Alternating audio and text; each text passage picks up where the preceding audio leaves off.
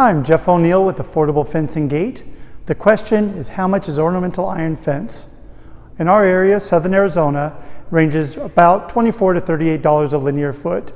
The things that are going to change that price is the height of the fence, the style and materials your fence is made of, difficulty of the layout, and the overall size of the job itself. This is a standard pool fencing in our area. Straight pickets, 1-inch top and bottom rails. We do a lot of this type of fence for pool fence. We can curve it, make it wrap around decks, make it look like it was planned for in your landscaping. Over here, this is alternate wavy. This looks great when you're looking through the fence and you see the shimmer of the pool behind it. This one looks great. We've got pictures online. Again, we've got a nice wave here. Got to make sure that your gap between the wave and the straight picket still maintains a pool code, which in our area is 4 inches or less.